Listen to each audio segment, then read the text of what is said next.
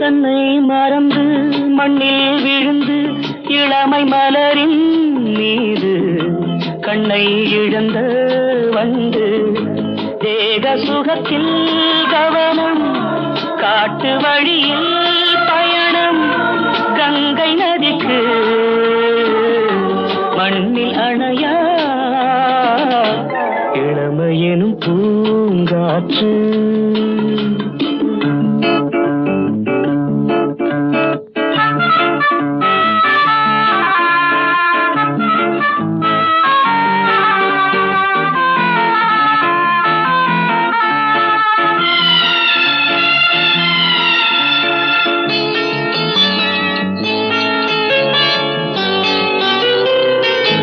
அங்கம் முழுதும் பொங்கும் இளமை